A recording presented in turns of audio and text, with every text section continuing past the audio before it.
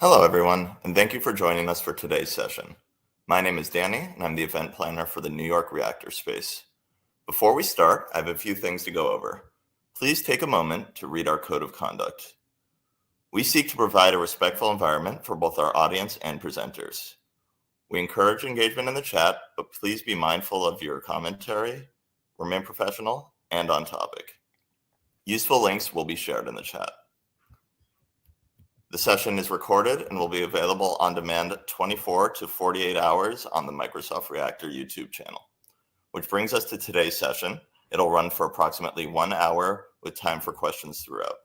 I will now turn it over to our speaker for introductions. Hello, everyone, and welcome to the Integrating AI into Your Workflows with Azure Logic Apps webinar. We're pleased to have you, and thank you very much for joining.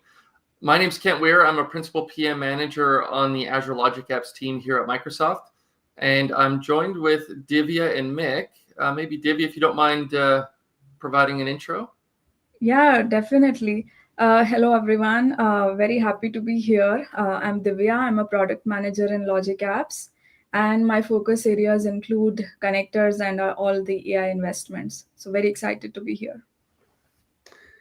Yeah, and thanks, Kent, for having me on. I'm Mick Badron, 20-year Azure MVP focusing in integration, and I run a consultancy here in Australia called Solved IT today.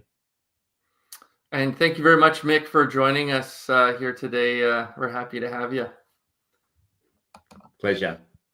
All right, so let's get into the program. We've got kind of like 3 segments. I'll provide the first segment, and then I'll hand it over to Divya, where she'll talk more about Azure Logic Apps and AI and provide a demo. And then we're going to bring Mick back on stage and go through a little bit of a Q&A panel.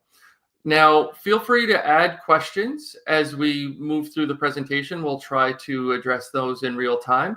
And then we will save some time at the end as well to talk about any outstanding questions.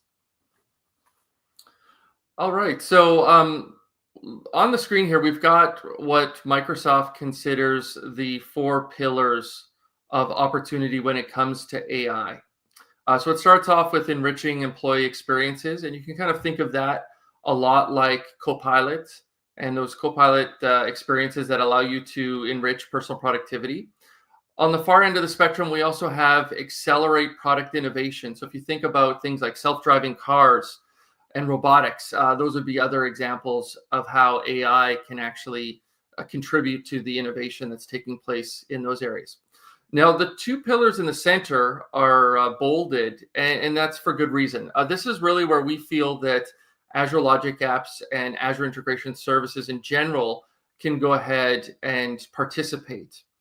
Now, it starts with reshaping every business process through the augmentation of intelligent automation and AI. And naturally, if we think about customer experiences, there oftentimes is an element of integration that is required in order to unlock new capabilities, ensure that the information is being shared across those different experiences in a seamless manner. And this also represents an opportunity to enrich with AI. Now, AI doesn't happen without some building blocks. And let's talk a little bit about a few of those building blocks. I think it all starts with data. Naturally, you need to be able to go ahead and enrich models with data. But the question becomes, how do you go ahead and access that data? So from our platform, it really starts with connectors in our ecosystem that allows you to go ahead and to tap in to all of these data sources, regardless of where they may be located. It could be on premises, could be in public cloud, could be a SaaS application, and certainly legacy applications as well. Now, there obviously are concerns about AI when it comes to security and compliance. And naturally, people have concerns about data leakage, intellectual property leakage, and how to avoid those situations. And that's where being able to leverage a platform that enables strong security and compliance posture is super important. And that's something that we feel is very possible in the Azure platform. Now, once you've got data and you've got a secure and compliant platform, that really gives you opportunities. And in this case, those opportunities can involve building AI agents that actually will be able to go ahead and perform a series of tasks or complete a goal through automation. And what it can also do is provide automated decision making through the use of AI. And that largely starts with providing guardrails and constraints about what it can and cannot do, and then being able to plug that into automation in order to generate an outcome. Now, if we think about outcomes, it's always important to track and measure those outcomes. And that's also something that's part of our platform. And we're going to talk a little bit more about that in the business process tracking section. So if we think about sort of use cases, people are always interested in use cases and how can we actually use AI to drive insights and opportunities with these various use cases. And so naturally, these are just a sample, a small sample of what really exists out there, but it can start with work orders where maybe you are, identifying bottlenecks and able to streamline operations. As you identify problems, go ahead and dispatch technicians to go complete that work. And then how do you sort of deal with sort of the outcome or output of that particular scenario, which can be inventory. If you are a utility and you're using equipment to fix issues that might exist in your infrastructure, how do you ensure that you keep that inventory up to date? And how can you use AI and agents to provide some level of forecasting so that you can make sure that you have the appropriate stock in place to address future outages, but while not having to sort of maintain a lot of excess inventory either? I think purchase orders are obviously an interesting use case. They really do fuel the world if we think about e-commerce and just commerce in general. But what are opportunities to use AI from that perspective? Certainly one thing that we've seen is, people using it to be able to provide product recommendations and finding ways to sort of upsell customers based upon previous purchasing habits. Financials are naturally an important aspect of business and being able to detect trends and plan ahead.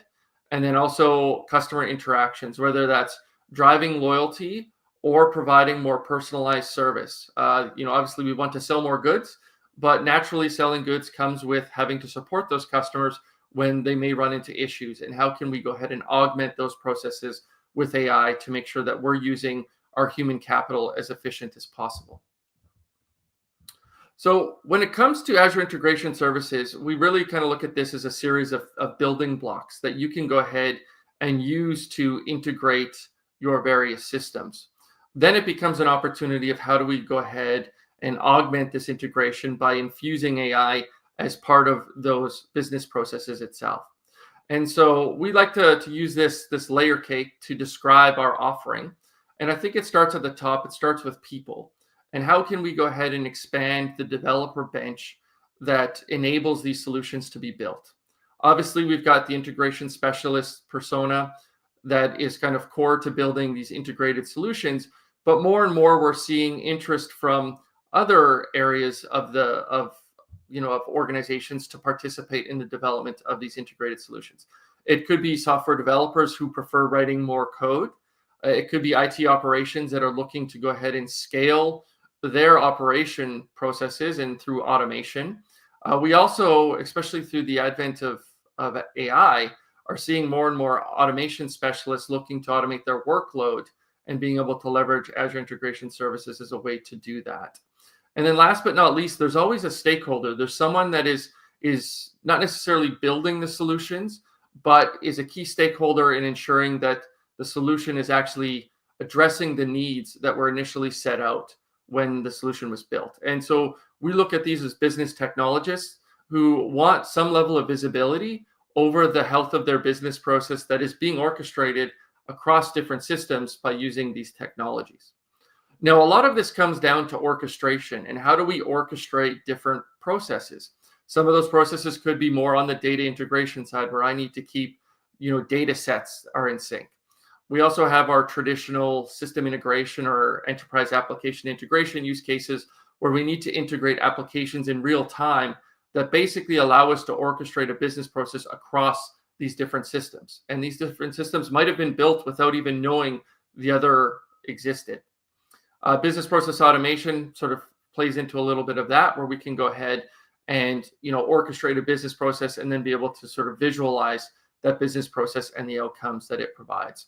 We also have B2B EDI, which is obviously very important when we think about trading partner integration and how do we orchestrate business across boundaries. And then the last area that we're particularly excited about is AI agents and how we can go ahead and orchestrate AI agents through our AIS platform. And that's something we're going to see more about when we get into Divya's section. So under the hood, in order to address these different requirements and use cases, we do have Azure Integration Services, which is going to give you the tools to go ahead and enable these solutions across a variety of different infrastructure and connectivity needs. So here's another view that kind of speaks more around like AI and how we see this evolving within our platform. It all starts with business outcomes. So we're going to go right to left on this slide. We're doing this for a reason. And as I mentioned earlier in the presentation, we feel that we can really participate in the areas of reinventing customer experiences and reshaping every business process. Now, an example of how we can reshape business process is through the use of AI agents. And AI agents provide the ability to respond to a particular series of events and then be able to go ahead and complete an objective through orchestrating a series of tasks or skills that help solve that particular problem. Now, in order to build these AI agents or these agentic workflows, we need AI models. And that's where we offer a first-party integration with Azure OpenAI. And through Azure API management, we can also tap into third-party AI models as well. Now, these AI models don't live on an island themselves. They oftentimes need to be enriched with data. And once again, that's where Azure Logic Apps and our large library of connectors really help with that. Now, once we've gone ahead and built out these agentic workflows or these AI-powered solutions, something that's pretty important is like, how do we go ahead and measure this? I think when customers think about AI, they naturally have some concerns. They have concerns about what is the AI doing? Is it hallucinating? Is it coming up with its own ideas that may contradict, governance policies? And that's where I think business process tracking, which is a feature inside of Azure Logic Apps, really can help customers govern and gain visibility and insights in terms of what is the AI doing. So let's take a particular use case. Let's say we've got a process that involves product returns. And historically, perhaps we have a human that is reviewing each of the product returns. And they need to be able to go ahead and say like, oh, does this comply with our policy? Yes or no.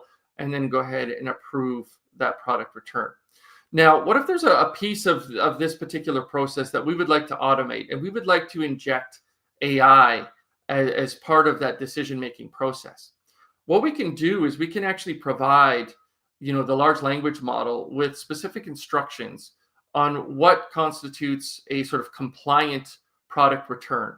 And we can take advantage of image classification and recognition to supplement this, but we can also take a look at things like customer history. Have they done this a lot? What is the value of the order that they're trying to return? And provide other criteria itself. This becomes an opportunity where we can now seek a recommendation from an AI process to say, hey, is this a product return that we can automate?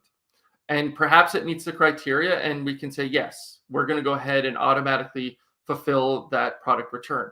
Now, perhaps it's out of bounds and it doesn't meet our criteria. And that's a situation where we want to put a human in the loop. And we can now go ahead and sort of engage a human, perhaps through Microsoft Teams, that allows them to review basically the product return. So naturally, if we can go ahead and automate a subset of these product returns that would ordinarily go to the human, that provides more productivity for the human to go focus on tasks that really require their knowledge and expertise. But here's the question: how do we know that it's working? How do we expose that data to key business stakeholders? Now, I think there certainly are low-level verbose technical logs that exist in the platform, but that's not what a business process owner is going to want to go ahead and look at. They're going to want to go ahead and look at more of a dashboard experience that allows them to do that. And this is exactly the opportunity that exists within business process tracking, where we can go ahead and create a conceptual business process, like you see on the right-hand side of the screen. We can then provide a mapping to the underlying technical solution that indicates the different data that is passing through those different stages. And then what we can go ahead and do is, have these sort of just decision points where if we route to a particular area where the AI is going to respond, we can now track exactly what the AI did. On the flip side, if we need to escalate to a human, then we can also track that as well. And then we can start to look at our business process to say, okay, is this the right balance? Is AI getting this correct? And then it's one of those things where if not, we can now go ahead and tweak the model and make sure that it's addressing the needs of it. On the flip side, we could say, hey, the human is processing a lot of these. Maybe there's some of these that we could now delegate to the AI. So as we get more comfortable, we can start to make that shift.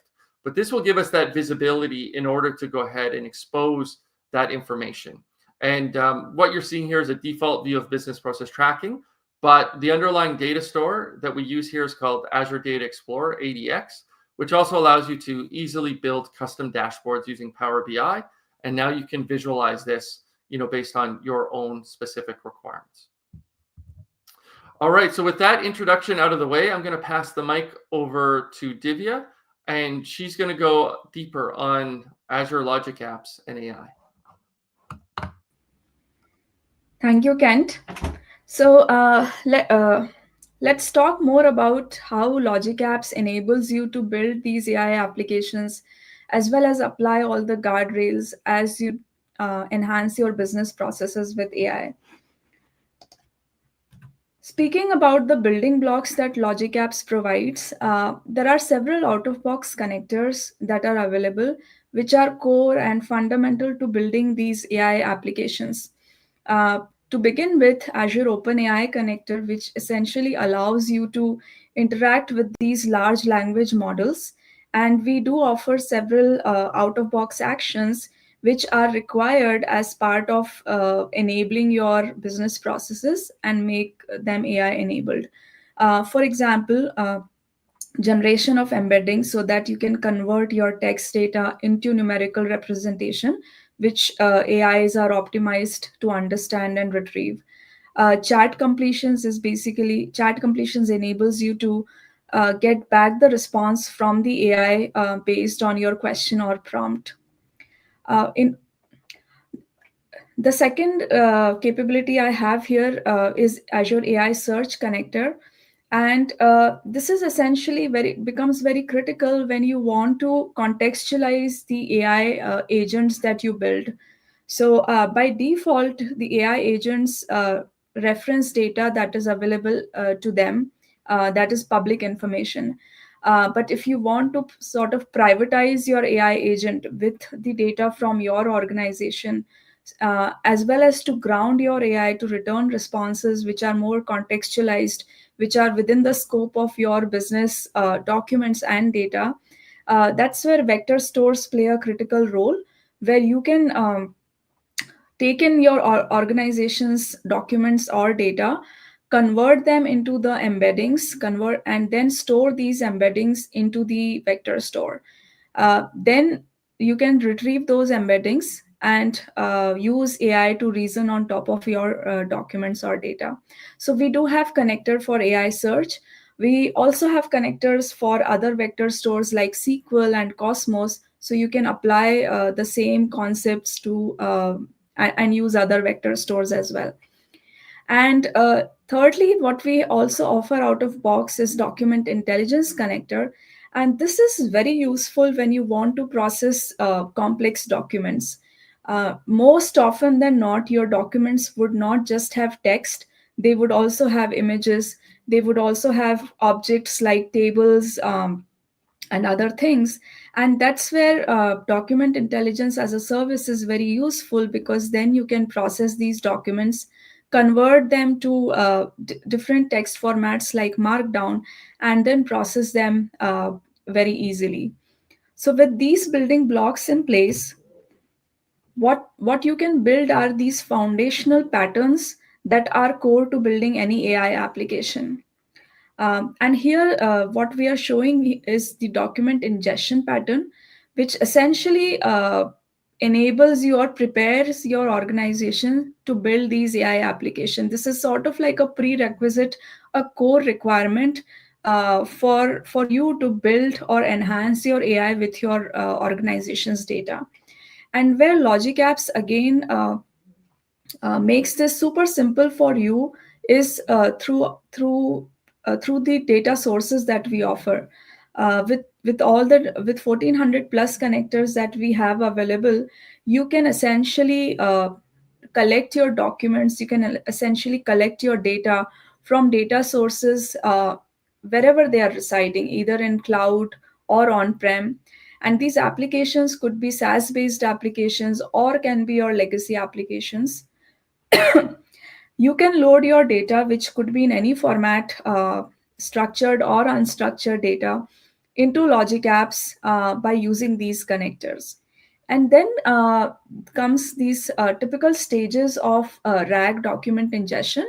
The first one being parsing and chunking of the document. So this is essentially taking your large documents and then tokenizing them, and then chunking them into smaller chunks based on the capacity limits of your OpenAI model, as well as based on the optimal chunk size that the LLMs can leverage and provide the best results. So this step gives you a lot of flexibility in terms of how you can tokenize and chunk your data. when when it comes to embedding, here we use OpenAI connector to essentially convert your text data, your text document, into these vector impressions. This is basically numerical representation of your content, which AI is more optimized to handle and retrieve. And then the last step comes in is around storing this the vector representation of your data. And that's where vector stores come into play, where you can now load or store this data into any of these vector stores, such as AI Search or Cosmos DB or SQL, so that you can then reason on top of this data based on your requirements. After you have the data prepared and ready to contextualize your LLMs, the next step comes in: how do you chat with your documents or data? And when it comes to how your application is written, it your you may be reasoning with your data through different sources, right? It can be an AI agent, it can be a conversational agent, it can be an application that triggers this process. So there can be different sources of how this process gets triggered, but Logic Apps here can act as a backend to those different sources and essentially provide you a way through OpenAI connector or through these vector store connect vector through the connectors to different vector stores, where you can essentially, based on the question that the user has provided or that you have received from your application, you can do the vector search and retrieve those vector impressions based on the questions, and then provide these vector impressions, vector embeddings, to your LLM along with the prompt and the instructions on how it should, what its goals are, what the outcome you're expecting from the LLM. Using all of this information, the LLM generates the response, which then can be used as is and sent back to your application, or can be used further in Logic Apps or any other platform to perform more business processing on top of it. So now we'll do a context switch here. We talked about all the building blocks that Logic Apps offer, and again, this is of great value to developers, right? Because when you think about AI space, it is constantly evolving, and there is constant innovation happening in this space. And so, with Logic Apps and these out-of-box capabilities, uh, one of our goals is that you do not need deep domain expertise to build these applications. We can take care of the plumbing that is required, and which is in many cases quite common across whatever applications you build.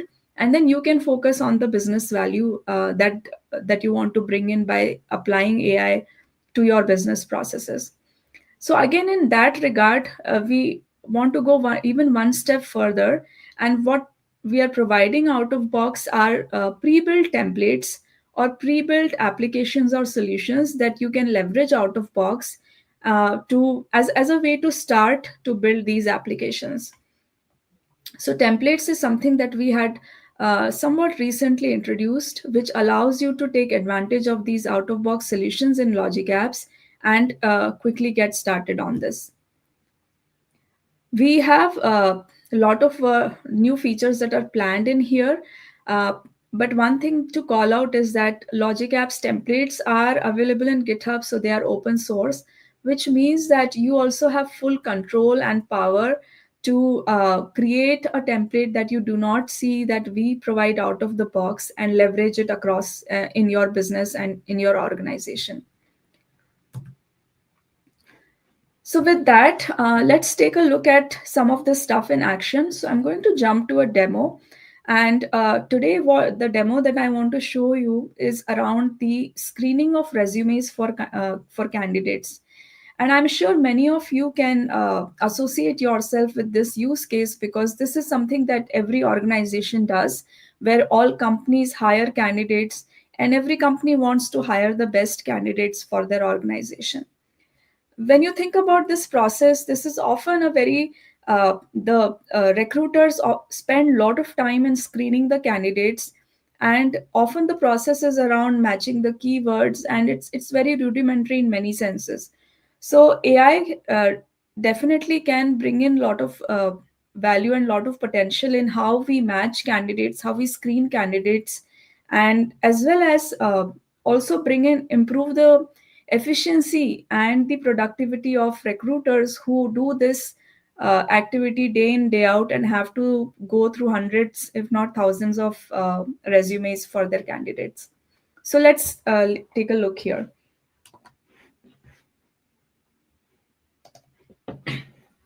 So I'm going to here use SQL as a vector store. And before, I had a link in the slide that takes you to this blog post that we did recently. And here in this blog post, we use the same example of resume screening, which the SQL team has published. So I'm going to show you this same example where it has two parts to it. In the first part, we are going to uh, read all the resumes and ingest them into SQL. This can be done as bulk, or this can be done as and when the new resumes are received from the candidates. The other thing that I want to just highlight is that when creating the SQL database, I did that process beforehand. So we have used this new embedding column here, which is what enables you to store vector embeddings into your SQL database. So with that, let's move on to our Logic app. So here I have a standard Logic app, and I'm inside the workflows for that Logic app. So in this case, whatever we have shared in that blog post, you can always go ahead and start from scratch and build that scenario. But I want to show it to you via templates.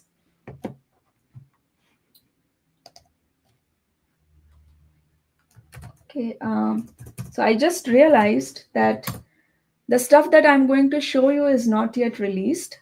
So this is something that probably you all are the first folks who are seeing this available. So let's again go to this Logic app. And while we have the support for templates out for a while, we are very soon going to announce the support for accelerators, and I'll come to that in just a minute. But let's quickly take a look at these templates. So we have these out-of-box templates or solutions for many scenarios. I'm going to filter the templates for AI use cases. And as you can see here, We have several templates to for document ingestion, where you can read your documents from any data source such as blob storage, file, SharePoint, and OneDrive, and so on, and use this to ingest your documents into AI search. We also have a template to chat with your documents. So once the documents are ingested, how do you reason on top of it? And that's where we have these templates to reason on top of those documents. Again, there are several examples here. The other one that I want to highlight is this one, which specifically is an example on how do you retrieve your images and use LLM to reason based on the images. So let's just click on this one for now. So when you click on any template, it shows you a workflow tab, which gives you a read-only view into the workflow, and then a summary tab, which lists all the connectors that template uses, the status of that connection. If you already have that connection, it also lists the list of prerequisites that you need to make sure that you have before you can use this template, so that you are successful in that process. And then it gives you all the details in terms of what the scenario is, what this template would allow you to do so. So with that, now let's look into what accelerators are. So the template that I was showing you has a one-to-one mapping. So every template creates a single workflow.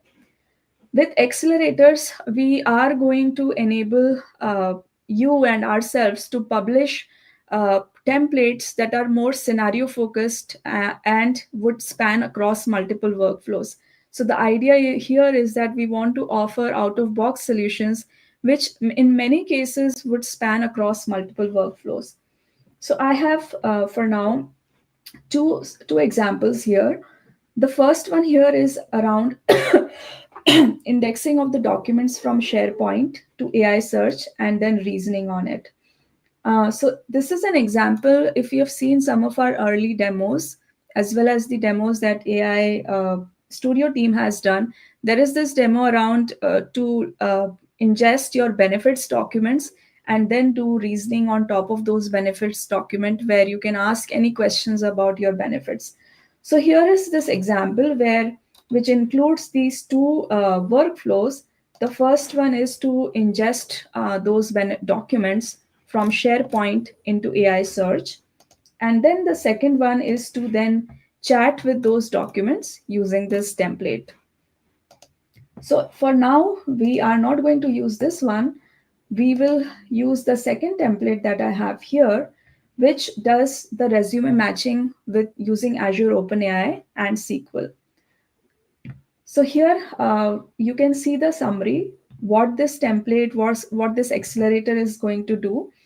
We also have all the details that the solution is based on the chat with your document sample that is being published here in the GitHub repo that I just showed you, as well as some of the prerequisites, such as having a table which supports the vector column. So let's go ahead and use this template. Now, as I go into this process, the first step is for you to provide the name of the workflows. You can always go with the default name, or you can update the name. So I'm going to here update the name and just add a 1 to it. You can also update the state of the workflow and go with a stateful or a stateless workflow as well. So we'll keep it to stateful only. The next step is to configure the connections. In this Logic app, I had these connections already, so those were picked up here. But if you want to change a connection or add a new one, you can always go here and update or add a new connection. Then we need to provide the parameters here for the OpenAI as to use the OpenAI. So here I'm going to use my AI model to do the chat embedding, and I will quickly also take a look at my model for chat with the data. So here, the first model that we are providing will be used in ingestion to generate the embeddings, and the second model here that I have provided is my GPT-4o model that will be used to chat with the data. And then finally, I have to provide the path for the blob storage from where the documents will be ingested into SQL. And this is just the review step. So everything looks good. So I'm going to go ahead and do a create for this.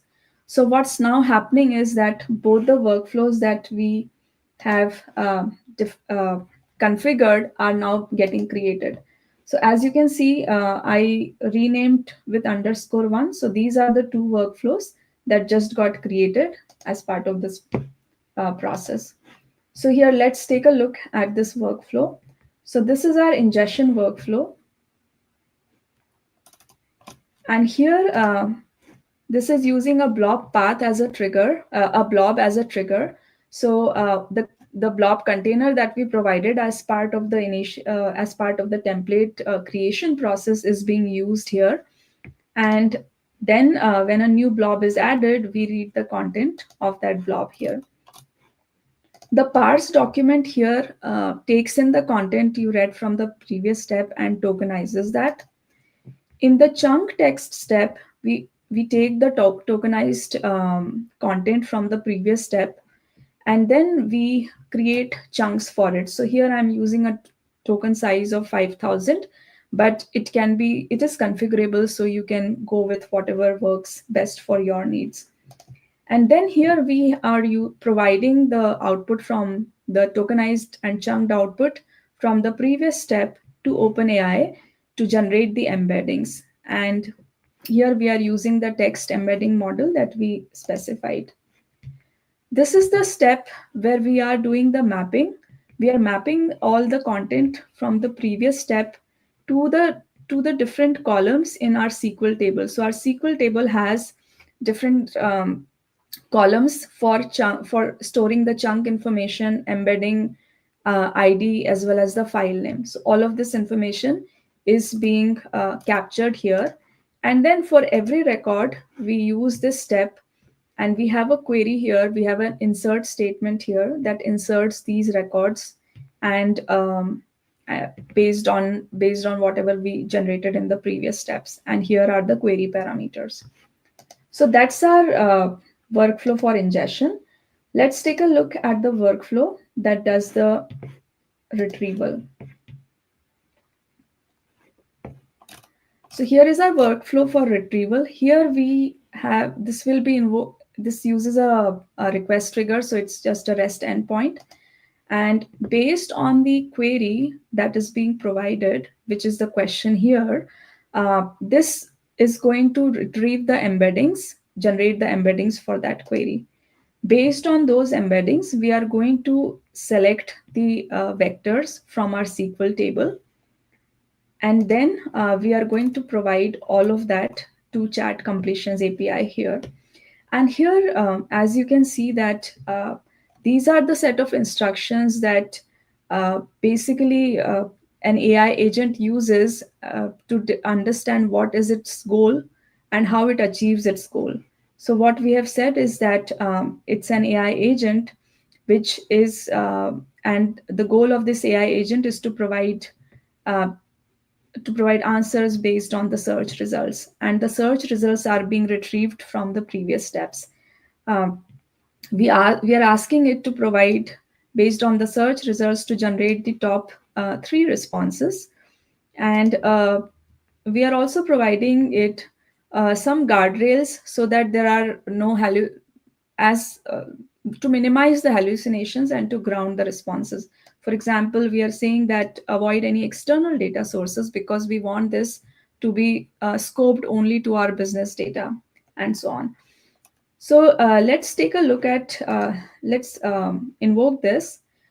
Here we have provided a query, but of course, like based on your table names and everything, you may have to update this to use the table that you have.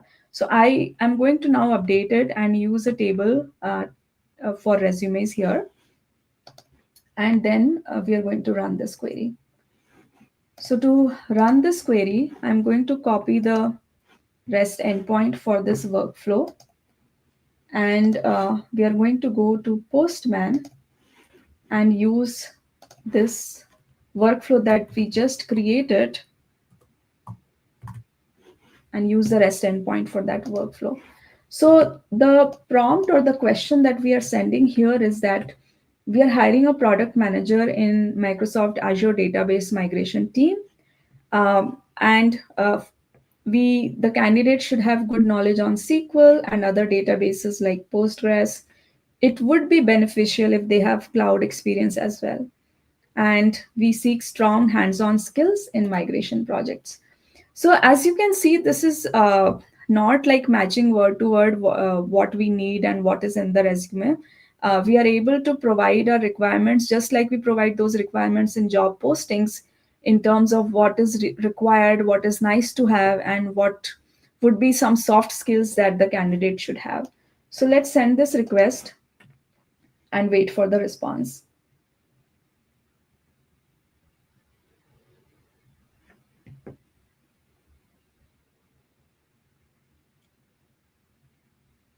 All right. So here we have received the response based on that question, based on that prompt. And as you can see, when we in the system prompt we provided to the agent, we asked for the top candidates, and so here it has provided us the top candidates as well as some other data points in terms of the file or the source of that information. So here is the resume that it looked at, as well as it also provides the relevant text on why it chose these two candidates for the job profile that we asked for. And it also provides a good summary on why candidate one and candidate two are good candidates for this, along with the other specific skills that they have. And in addition, so we had provided in our system prompt to also provide some interesting Microsoft related fact, and that's what it shows here in terms of an interesting fact about this. Something interesting here is that we asked for the nice to have for a cloud experience. So it does say that these candidates do lack that experience, but then it also provides the reason on why the other things weighed more in terms of picking these candidates and why they are promising fits for this question.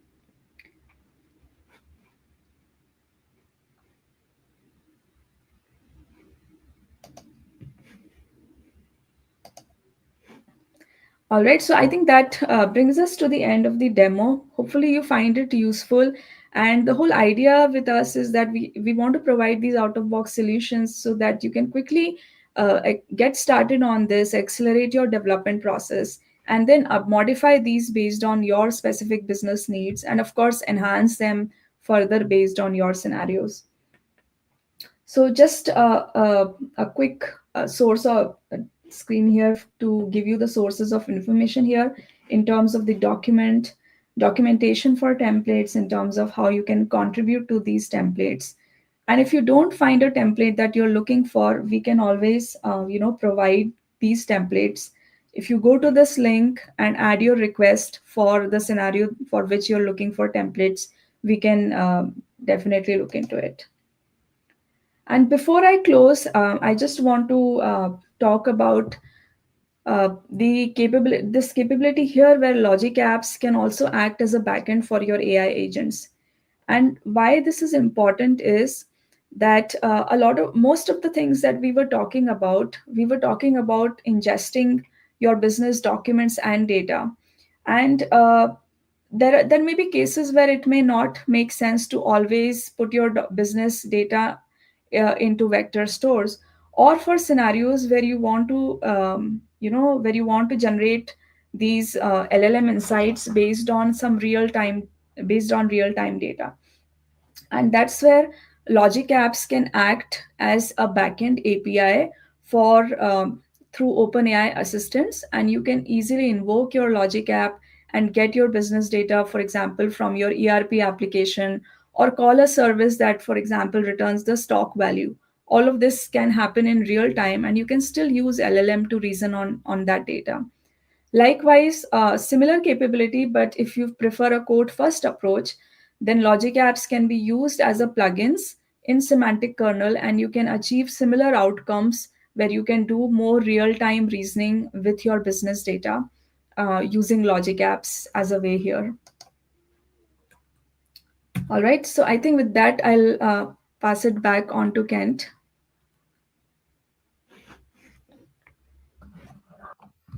All right, thanks, Divya.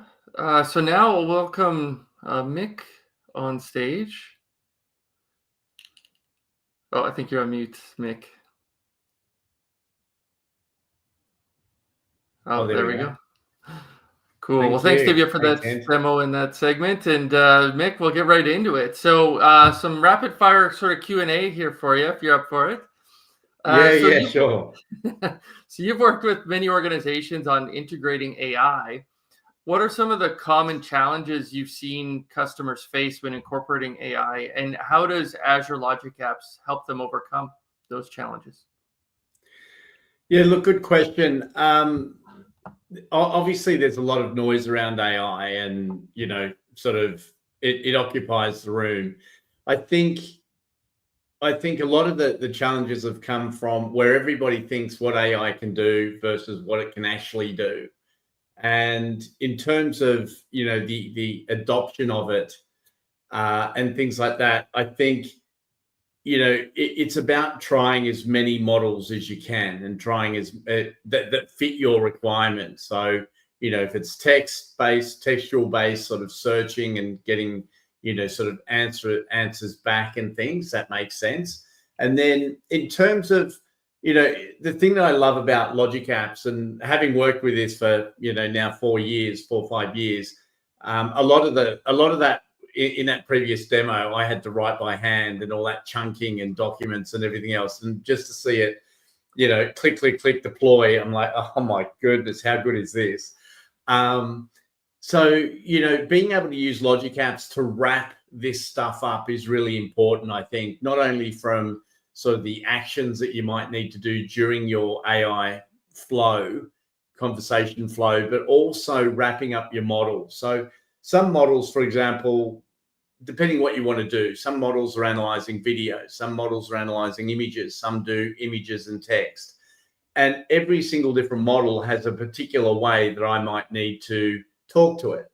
What I can do with Logic Apps is wrap that, and then just have a common interface that I might go and use and expose however I want, whether it be on a ribbon in Office, or whether it be, in an agent somewhere, or a co-pilot.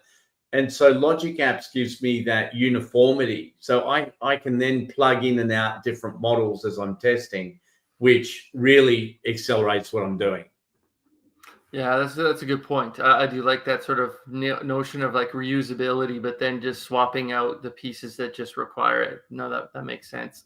So I guess one thing is with, like, you did mention AI is changing quickly, and there's no debate about that. So any advice on how businesses can stay agile in this rapidly changing landscape, and how do you think like Azure Integration Services in general can help them with that adaptation?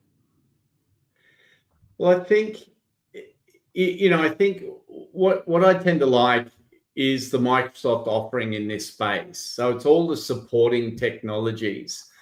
So in terms of, the AI space changing as often as possible, it's, you jump into Azure and you see a whole series of different models.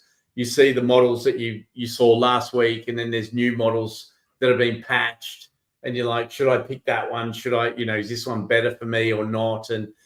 And so at some point you've got to draw a line in the sand and say, okay, let's try this and see where it goes. And so, it's about trying to build a pilot up and give you that sort of sense of where it's going to sit, where this model sits.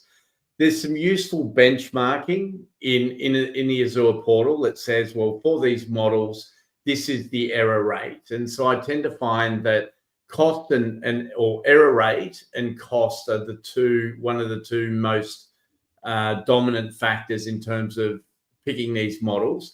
And as you've seen, a lot of AI isn't quite that request response, real time sort of, hey, I need an answer back. It's sort of a little bit, there's a little bit going on, or even, some overnight thing and we have a result stored. So I think, having everything having a flexible environment. So the model is sort of one set of features and functionality. And then, having a flexible environment around logic apps and things like, the AI search and beyond. So, having this database now that sort of stores the output of these AI model interactions is awesome, because not everything needs to go back to first principles all the time. It's about interrogating that refined database, and often these models are very simple.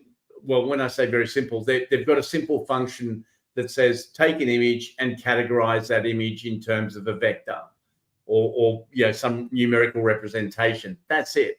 The GPT-4 type models that we're all very familiar with have a whole series of, language and training set data. And so we can ask it some quite interesting questions and get back some results. But once we sort of get past that side of AI and say, well, I'd really like to use this functionality, this set of features that AI has for my stuff and my images. So for example, in my world, I tend to do a lot in healthcare. And so being able to classify wounds and classify ECG signals and classify skin cancers and things, you're not going to pick a ready-made model off the shelf. You want to be able to tune something and work with something. And so that's where in this case, it's about firing all of those images and waveforms and things at a model that'll give you a numerical representation of it. And you want to store that somewhere. So that's where I find, AI search, bringing it all together under the one roof and just having it as a set of complete services where the glue is logic apps, really makes, I'm a lazy developer. So I want to spend my time solving the business problem, not, coding the connections. Yeah, and I think that's certainly our goal as well, is we want to make this approachable and allow people to focus on solving the business problem, not solving the plumbing problem. One thing I thought was interesting that you just mentioned was, when these new models come out, like the error rates, being reduced, and also like the cost being reduced. And I always find this quite fascinating, where it's like, hey, I just sort of use the new model and I'm seeing like this amazing performance. And all I did was sort of change the configuration, right? Like you saw there, Divya in the demo, typed in the GPT 4.0, and it's one of those things where like, is being able to swap something in and swap something out so easily, but still having that wrapper that you talked about, I think is hugely powerful. And I think that's what's really exciting is people like see costs decrease, performance improve, accuracy improve. It's pretty wild. And that's I always love seeing those kind of quotes that you see out floating around in social media as soon as like, oh, I just switched one line in my code and all of a sudden I'm seeing all these benefits. It's kind of neat to see. So you talked a little bit about models and sort of choosing different models and sort of knowing that models kind of have their own role and being able to understand what are good and what aren't. But like more generally, like how do you see logic apps like playing a role in the broader AI ecosystem? I think there's a few different ways that it plays a very important role. And number one, right from the get-go, it's an enterprise scalable platform. So you can jump into your browser and configure it and start working away to get sort of some pilot built or POC or whatever it is. And then, you can code it up later on in more formally in sort of VS Code and take it through the DevOps cycle.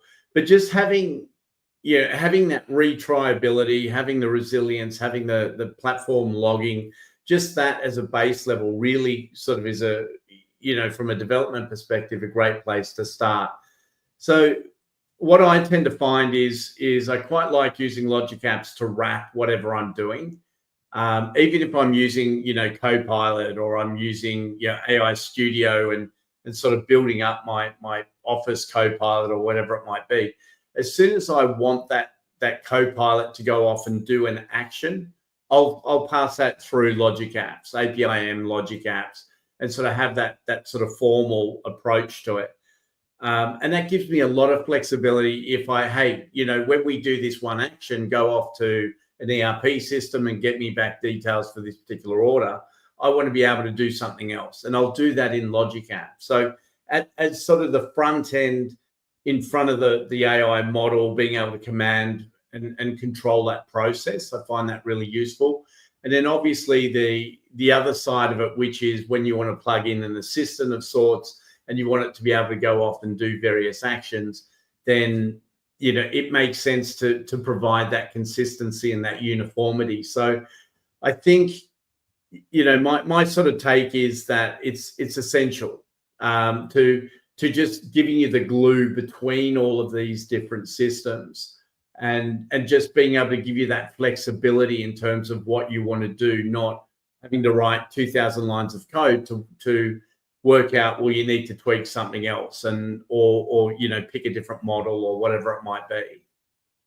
Yeah, and I think one thing you alluded to there, which we didn't have a chance to spend a lot of time on in this presentation, is this notion of plugins. And so like a lot of our demos focused on more ingestion and retrieval, which is obviously like a core use case. But there's also these situations where, what if I need access to real-time data? And that's where like Logic Apps can be an extension to a large language model application or AI application, even if it's built outside of Logic Apps, to be able to tap into all of these like real-time data sources like the ERP that you mentioned. And that's a situation where we can take advantage of our large connector library in order to do those interactions and then surface the information back up. So I think Logic Apps does have quite a bit to offer, whether it's the center of the application or if it complements the application as well. Yeah, and I think just to add to that too, Kent, you sort of play with AI and the models, and you get to you do these scenarios where it's ingested overnight, or you've set it up and that model that you're using is good enough or does the job fine. But then you'll get a scenario where you say, well, you know what, I actually need to move things around. So maybe I'm providing an intelligent chat type service for my website, but my website's changing, or my product catalog is changing and has changed and needs to be updated. And so you find that there's all these other sort of moving parts that you need to incorporate. In my space, building an AI scribe, where in a consultation type setting, you could just talk between both of us and it'll come up with medical history and various other bits and pieces, and go to your records and see sort of what medicines are harmful between each other and things like that. So, there's a whole raft of this other space that you need functionality to fulfill the AI conversation. And that's where I just think you can plug Logic Apps in really easily with all the connectors and say, go off and do this for me and bring back the results and update my AI search index. And, we're good to go again. Gotcha. And I guess we're coming in close to the end of time here, but if folks do have any additional questions, feel free to put them in chat and we'll take a look here as soon as we finish. But I guess last question for you, Mick. So you've been involved in sort of several AI projects, and just like wondering if there's any advice that you can provide our audience if they're just starting out in their AI journey, especially when it comes to integrating AI into their business processes. Yeah, sure. It's always a good question, that. I think first and foremost, have a goal in mind. It can be treated as the emperor's new clothes, that it's going to do everything for everyone. Have a goal in mind and go, we'd like to, provide a better contextual search or generation or whatever it is that analytics, whatever you'd like to do. Just start really simple and say, we want to do this one thing and achieve that. Set low bar, incorporate it in, because my belief is that going from no AI to some AI is an amazing step. And you'll learn a lot more along the way as to how you want this to play a role, how you want AI to play a role in what you're doing. For example, we're not at the point at the moment, in my experience, where if you're a lawyer and you tell AI, hey, go through all the case information documents for me, and then present, come up with my top 3 opening arguments. It's not quite there yet. But if you've got your top 3 opening arguments and you say, well, I want to talk about this, I want to talk about B, and I want to talk about C, then AI is beautiful for that. It'll go away and go and do a search and pull back discovery and pull back all this supporting information around you. And so I think, starting off simply and just having a simple goal in mind is a great place to start, because you can always, swap AI in and out. That can be you can keep doing that for the next 10 years to tweak the model, but you don't know whether the model's more applicable or less applicable unless you're playing the game. Yeah. And I think I like that. And I think one thing that I'd also encourage people to think about is that, there is a learning curve here and a maturity curve as well. And I think people don't underestimate the power of human in the loop plus automation. And so it's one of those things where maybe you're not ready to say, I'm going to let AI sort of overtake this process completely. But leveraging AI to kind of say, these are the recommendations that I'm going to provide, and then getting the human in the loop and some sort of acknowledgement, almost like an approved, decline kind of a thing, and say, these are the steps I'm now going to perform. Should I go do it? And it gives you that human, the ability to sort of override and oversee what's about to happen. And if there's concerns, then it's kind of like pause, like you're hitting the pause button. But if it's good, now you've sort of approved it, and you've got what I would call like the last mile of automation happening, where instead of a user having to go do a bunch of those things manually, now you've automated those pieces. And you can easily, you still kind of got that human, the oversight, the governance, the control, but you're also allowing them to focus on some higher value things as well. So I think that's another piece that I would encourage. AI, in my experience, has been pretty good on recommendations. Yeah, is it ready for autopilot? Perhaps not. But as you sort of become more and more comfortable with it and you refine it, and it's kind of like that loop where you're kind of a continuous learning, then I think it does unlock some pretty interesting opportunities. Yeah, and just a quick example on that too, in the medical space, capturing blood pressure and temperature and things like this, you can pass that. Someone had a reading of blood pressure of, let's say, 145 over 60. You can send that to AI and say, tell me everything about that. Is it good? Is it bad? Give me a detailed description about it. And so you've identified that it's a little bit on the high side as a doctor, but what AI has done is come back with all this supporting information around, well, here's what happens if it's prolonged. And it's a bit like it's gone to some encyclopedia, on the shelf and just gone, give me everything out about that. So, then the human can look at that and go, that all looks pretty good. Or no, I'll change this and change that 80-20 rule, which says, well, I'm going to get you the 80%. You can focus on that, as you say, the higher level tasks of the 20%.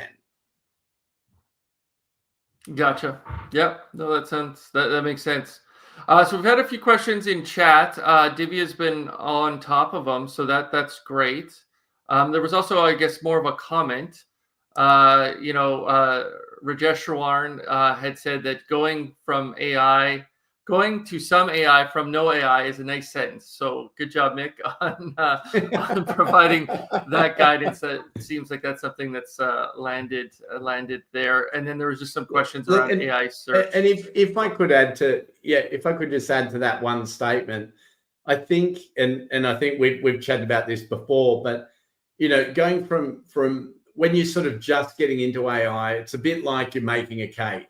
You've got this, you're in the kitchen, you're making this cake, but you don't know what the recipe is. You're trying all ingredients in the pantry and you're trying to sort of pull it together to make something that tastes amazing. By the time you refine that process and you get towards the end of it where you're actually ready to eat the cake, it's a lot more refined. A handful of ingredients. It's not the whole entire pantry. So that the model that you're using is really very, very purposeful and very specific. So maybe you don't need an LLM, which is everything to everyone. You might need a small language model, which is very focused and targeted at, whatever it is, skin cancers in Western worlds or something, So it doesn't need to be that whole big monolith. So that opens up a whole raft of other deployment possibilities and usage possibilities. And the thing that I love about it is that Logic Apps will go with you every step along the way. If you need on premises, if you need remote, if you need behind firewalls and other things, it's the same flow that you're using in Logic Apps then as you are from day one. Yeah, no, very true. No, I like that wrapper analogy that you talked about. That makes a lot of sense. So I know we're at time, so we'll probably call it there. But if folks do have additional questions, feel free to put them in chat. We'll keep an eye on those for a little while here. But Mick, thanks for joining us here today, and Divya, thanks for joining us and providing that demo. That was really awesome, and hopefully that inspires people in terms of some use cases where they can go ahead and take advantage of this. Love it. Thanks, Ken. Thanks, Divya. Yeah. All right. Thanks all for joining, and appreciate you all spending time with us here today.